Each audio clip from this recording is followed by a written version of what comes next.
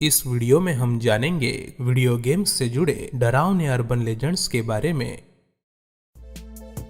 दोस्तों, आप में से जो लोग घर बैठे पैसा कमाना चाहते हैं वो डाउनलोड करें रोजधन ऐप। इस ऐप में अपने दोस्तों के साथ आर्टिकल शेयर करने पर आप असली पैसा कमा पाएंगे। रोजधन ऐप को डाउनलोड करने के बाद स्क्रीन पर दिए इस कोड को इस्तेमाल करें, जिससे पहले इस्तेमाल के बाद ही आपको 50 रुपए मिलेंगे। डिस्क्रिप्शन में दी हुई लिंक का इस्तेमाल करते हुए डाउनलोड करें रोजधन ऐप और पैसे कमाएं रोजाना।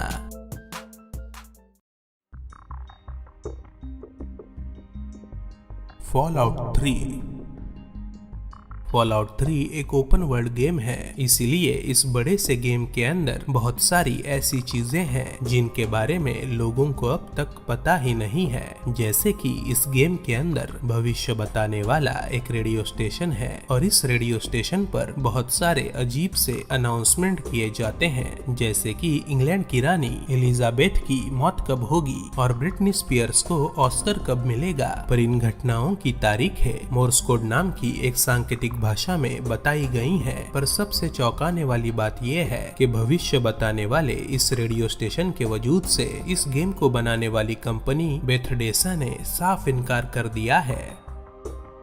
मेडन एनएफएल EA स्पोर्ट्स द्वारा निर्मित ये गेम पूरी दुनिया में मशहूर है, पर इस वीडियो गेम से एक डरावना अर्बन लेजेंड जुड़ा है, जिसके मुताबिक जिस भी NFL प्लेयर का फोटो इस गेम के कवर पर छापा जाता है उसके साथ कोई बड़ी दुर्घटना हो जाती है और उसका करियर खराब हो जाता है, क्योंकि ये दुर्घटनाएं 16 में से 14 प्लेयर्स के साथ हो चुकी हैं जो इस गेम के कवर की फोटो में दिखाई दिए थे।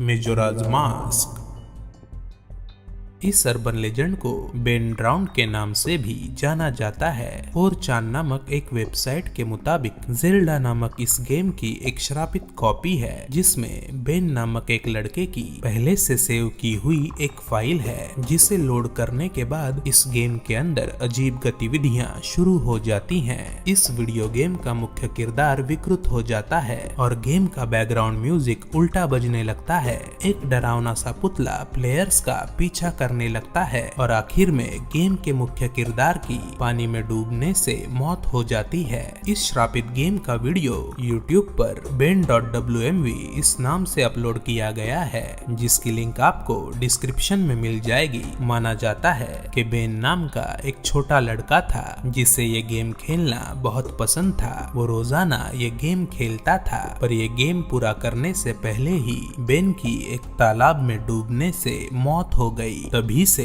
बेन की द लेजेंड ऑफ जेल्डा इस वीडियो गेम की एक कैसेट श्रापित बन चुकी है। निंटेंडो का वर्चुअल बॉय गनपियो योकोई, जो निंटेंडो के गेम बॉय के निर्माता थे, उन्होंने वर्चुअल बॉय नाम का एक गैजेट बनाया था और उसमें खेलने लायक कुछ गेम भी डिजाइन किए थे, जिसे निंटेंडो ने धूमधाम से लॉन्च किया। पर 1996 के गेमिंग मार्केट में वर्चुअल बॉय बुरी तरह से फ्लॉप हुआ। इसी वजह से योकोई डिप्रेशन में चले गए और अगले साल ही उनकी मौत हो गई। कुछ लोग जिनके पास वर्चुअल बॉय था, कहा जाता है कि उन लोगों को उन हेडसेट्स को पहनने के बाद रोते हुए योकोई की आवाज सुनाई देती थी। अजीब बात यह है, आजकल प्रचलन में चल रहे virtual reality headsets virtual boy में इस्तेमाल हुई टेक्नोलॉजी पर ही आधारित हैं। हीरोब्राइन इस मशहूर गेम के अंदर कुछ प्लेयर्स को एक अजीब सा कैरेक्टर दिखाई दिया है, जो दिखने में बहुत ही असामान्य और डरावना सा होता है, जिसकी आंखें बाकी प्लेयर्स से अलग सफेद रंग की होती हैं और प्लेयर्स ने इस कैरेक्टर का नाम रखा हीरोब्राइन, जो इस गेम के अंदर रहस्यमय बिल्डिंग्स बनाता है। लेकिन इस गेम के डेवलपर्स का कहना है कि ऐसा कोई कैरेक्टर इस गेम के अंदर मौजूद ही नहीं है। लेयर नाम के इस गेम को साल 2007 में प्रदर्शित किया गया था, पर इस गेम को बनाने वाली कंपनी के सामने बहुत सारी मुश्किलें आई थी। पहली दफा जब इस गेम को मास्टर डिस्क पर कॉपी किया जा रहा था, तब अचानक से बिजली चली गई और सारी फाइल्स करप्ट हो गईं। दोबारा इस गेम को जब बनाया जा रहा था, तब क्रिएटिव टीम के मेंबर्स एक के बाद एक किसी रहस्यमय बीमारी से मारे जाने लगे और तो और गेम प्रदर्शित होते ही इस गेम को बनाने वाली कंपनी कंगाल हो गई। The perfect video game. इस वीडियो गेम के बारे में बहुत कम लोग जानते हैं क्योंकि इस गेम को खेलने वाले ज्यादातर लोग मर चुके हैं। 90 के दशक को कंसोल गेमिंग का दशक माना जाता है और तकरीबन इसी समय अमेरिका के वीडियो गेम मार्केट में कुछ नए वीडियो गेम कंसोल आए थे जो बहुत ही ज्यादा सस्ते थे, जिसमें सिर्फ एक पावर का बटन था और एक सिंगल कंट्रोलर था। पर अजीब बात ये थी कि इस वीडियो गेम कंसोल में बाहर से कैसेट लगाने की जरूरत नहीं पड़ती थी। उसमें पहले से ही एक गेम मौजूद था जिसका नाम था द परफेक्ट वीडियो गेम, और जिन लोगों ने इस गेम को खेला था उनके मुताबिक ये गेम मार्केट में मौजूद बाकी वीडियो गेम से बहुत अलग था। इसे खेलते हुए आपको ना भूख लगती थी ना प्यास। जैसे जैसे ये गेम आगे बढ़ता आप उतना ही अच्छा महसूस करने लगते। जब जब गेम का मुख्य किरदार खाना खा लेता था आपका भी पेट भर जाता था, और जब वीडियो गेम के उस कैरेक्टर को कोई डैमेज होता था तो आपको भी उसका दर्द महसूस होने लगता। इस वीडियो गेम को खेलने वाले 15 लोग टीवी के सामने ही मरे हुए पाए गए। पोस्टमार्टम में पता चला भूखे रहने के कारण इन लोगों की आंतड़ियां उनके पेट के अंदर ही पिघल गई थीं। पोकेमॉन का लैवेंडर टाउन सिंड्रोम।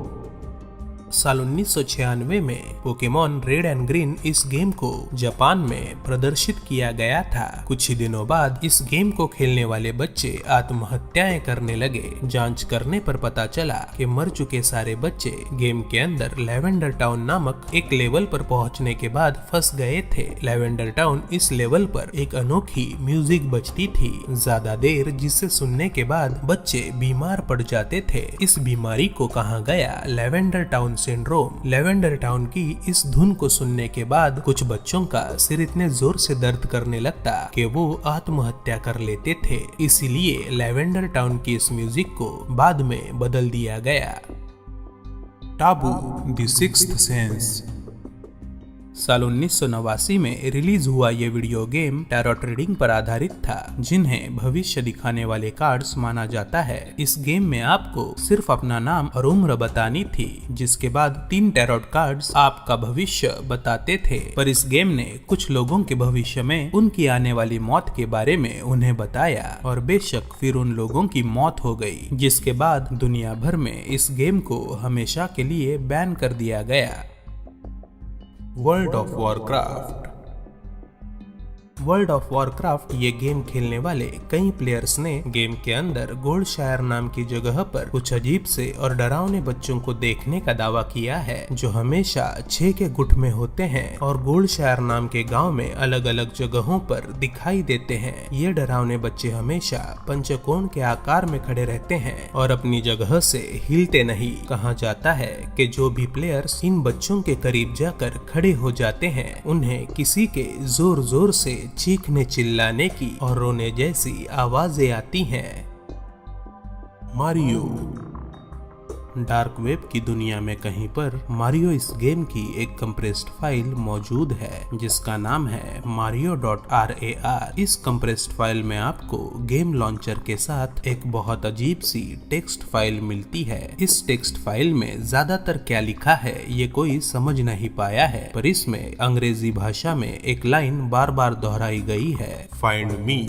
और जब इस टेक्स्ट फाइल को एक लड़के ने इमेज में कन्वर्ट किया तो उसे ये डरावनी तस्वीर मिली जो किसी डरी हुई लड़की की तरह नजर आती है। इस टेक्स्ट फाइल की तरह ही मारियो का ये गेम भी बहुत ही ज्यादा अजीब है, जिसके अंदर ना तो कोई म्यूजिक है ना कोई एनिमी है, और इस गेम को खेलते वक्त बीच में ही धमकियां देने वाले मैसेज दिखाई देते हैं। और जैसे जैसे ये गेम आगे बढ़ता है वैसे इस गेम का कलर ब्लैक एंड व्हाइट होता जाता है, और आखिर में इस गेम को पूरा करने के बाद स्क्रीन पर एक मैसेज नजर आता है जिसमें किसी को बेरहमी से मारे जाने के भयानक डिटेल्स लिखे होते हैं।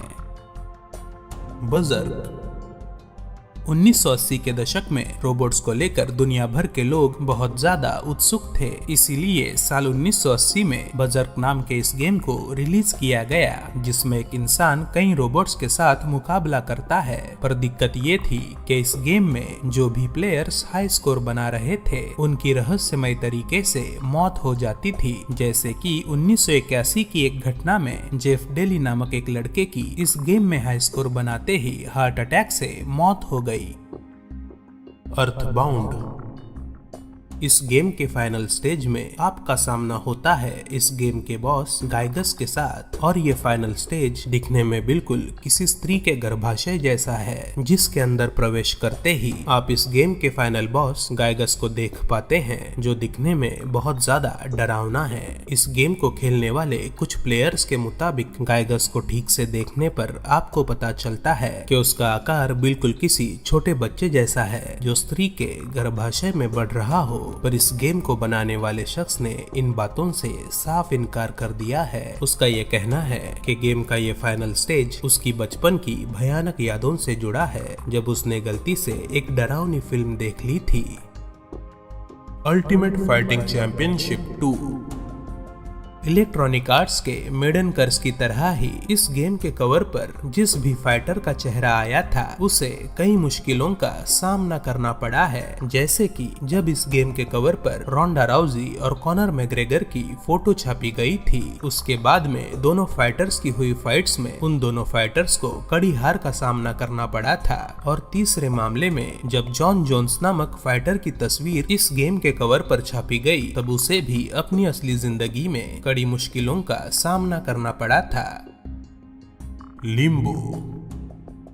आपको लगा होगा कि इस मनोरंजक गेम के पीछे शायद ही कोई डरावनी कहानी होगी, पर जिन लोगों ने इस गेम के बारे में विस्तार से अभ्यास किया है उनका ये कहना है कि ये गेम इंसान के मौत के बाद का सफर दिखाता है। कुछ लोगों का तो ये भी कहना है कि इस गेम में उस लड़के की आत्मा को नरक से गुजरते हुए दिखाया गया है, क्योंकि नरक के पहले दायरे का नाम भी लिम्बो है, जहाँ पर अपवित्र आत्माएं बसती हैं।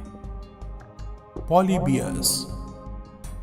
1980 के दशक में पॉलीबियस नामक गेमिंग मशीन्स मार्केट में लाई गई, पर इन गेमिंग मशीन्स पर गेम खेलने वाले बच्चे सिर दर्द और विस्मरण की शिकायत करने लगे। कुछ छोटे बच्चे इस मशीन पर गेम खेलते हुए अचानक से बेहोश होकर गिर जाते थे, और तो और कुछ बच्चों ने पॉलीबियस पर गेम खेलने के बाद आत्महत्या तक कर ली थी। कुछ लोगों ने काले कपड़े पहने हुए मैन इन ब्लैक को इस मशीन के साथ छेड़खानी करते हुए देखने का दावा किया था, और इसीलिए कुछ लोगों का ये भी मानना है कि पॉलीबियस मशीन्स गवर्नमेंट का एक सीक्रेट एक्सपेरिमेंट था।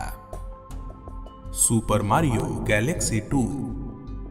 सुपर मारियो गैलेक्सी 2 ये गेम मारियो के बाकी गेम्स जैसा ही मजेदार है, लेकिन प्लेयर्स जैसे ही शिवरबर्न नामक गैलेक्सी में पहुंचते हैं उन्हें एक अजीब सा एहसास होने लगता है, मानो जैसे कोई उन्हें घूर रहा हो। और बेशक आसपास की ऊंची पहाड़ियों की चोटियों पर ठीक से देखने के बाद आपको 3 काली परछाइयां नजर आएंगी, जिनकी नजर आप पर हमेशा रहती है। इन अजीब सी काली परछाइयों को लोगों ने कई नाम दिए हैं, जैसे कि आत्माएं, भूत या फिर शैडो पीपल।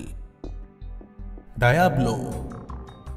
इस गेम के अंदर त्रिस्ताम नाम की एक जगह है। सुने पड़े इस गांव में कुछ खाली पड़े घर और एक पुराना चर्च है, और इस गांव में आपको कई आवारा गायें मंडराती हुई मिलेंगी। इनमें से कोई एक गाय स्पेशल होती है, और जब आप उस गाय को ढूंढकर उस पर लगातार क्लिक करते हैं तो आपका प्लेयर उस पर अटैक करने लगता है। फिर दर्द के कारण वो गाय जोर जोर से चिल्लाने लगती है। अटैक जारी रखने पर उस गाय को गुस्सा आने लगता है। फिर वो गाय आपको एक नई लेवल पर स्थलांतरित कर देती है। पर गेम की इस नई लेवल में 2 पैरों पर चलने वाली हथियार पकड़ी हुई गायें अब आप पर हमला कर देती हैं। पर इस गेम के डेवलपर ब्लिजार्ड एंटरटेनमेंट का कहना है कि इस गेम के अंदर ऐसी कोई खुफिया लेवल है ही नहीं। हेलो 2।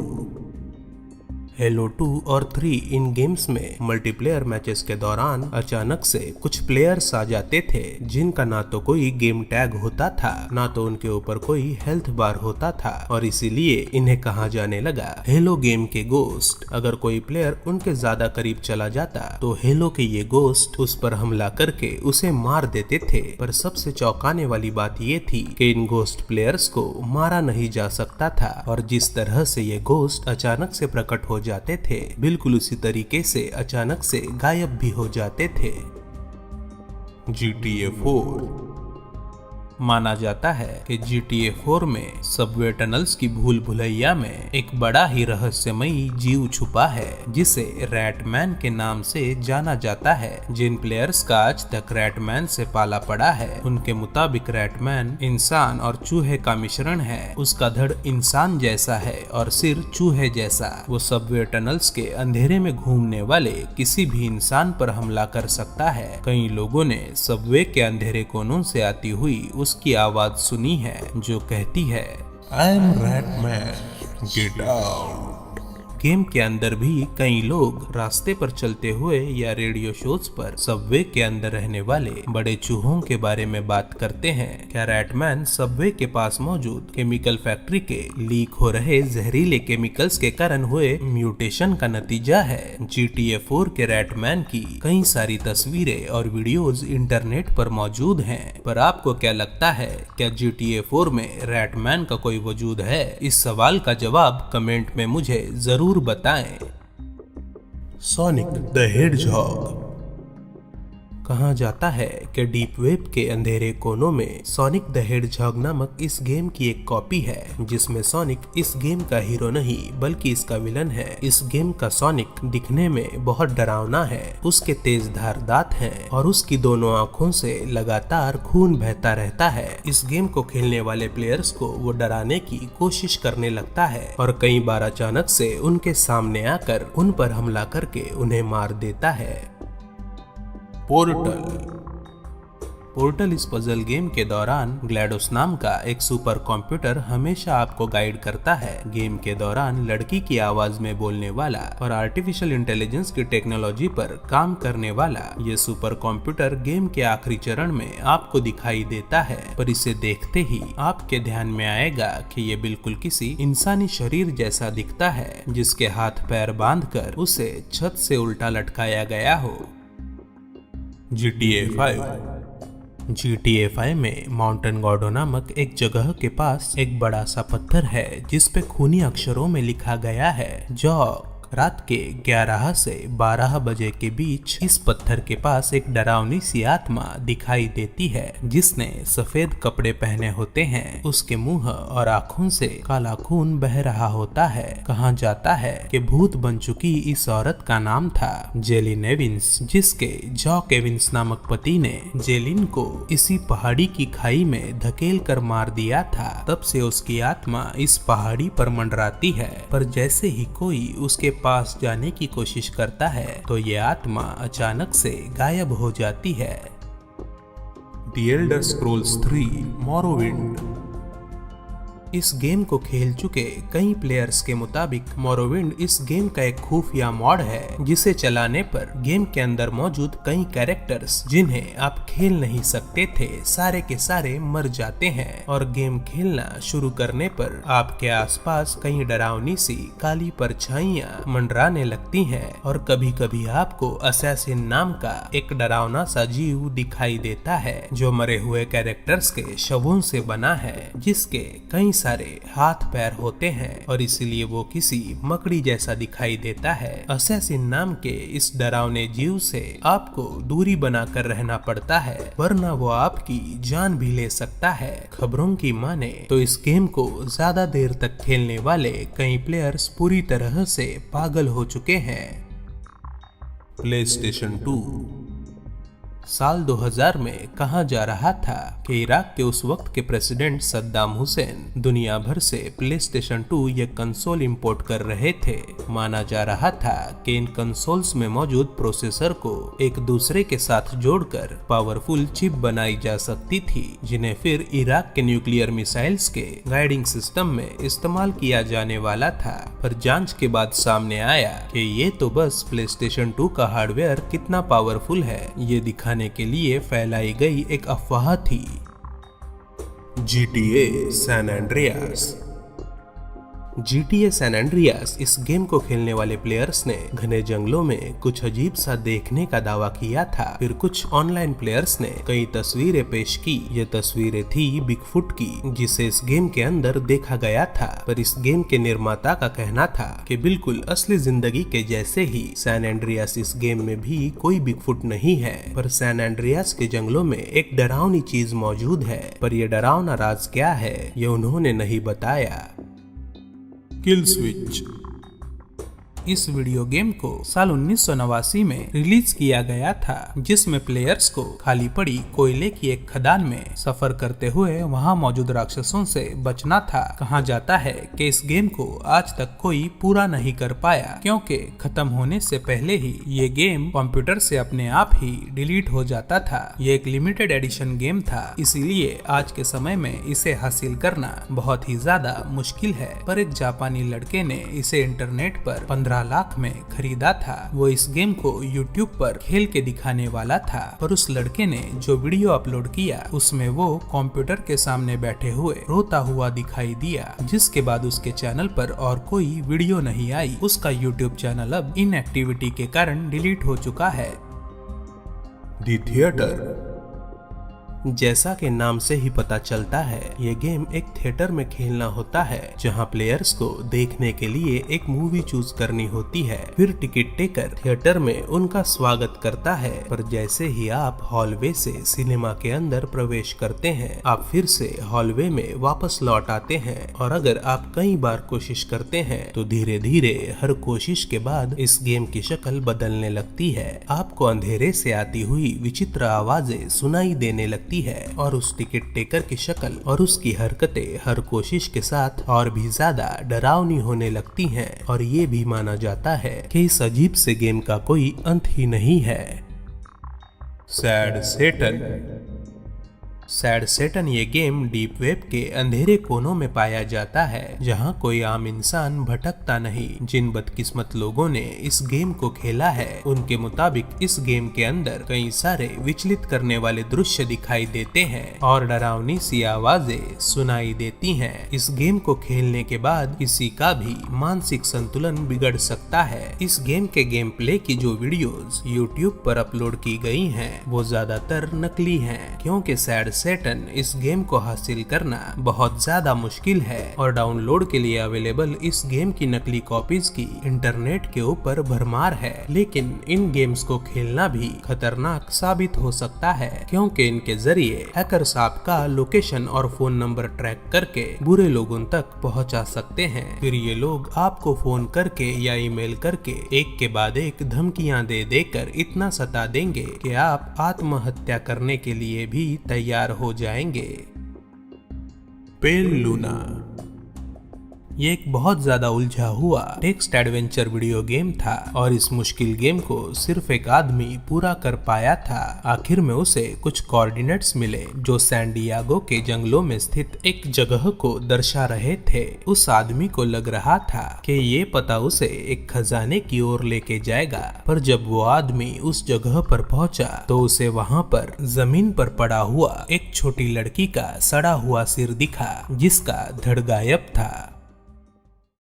दोस्तों, अगर आपको ये वीडियो पसंद आया तो इसे लाइक करें और अपने दोस्तों के साथ इसे फेसबुक और व्हाट्सएप पर शेयर करें।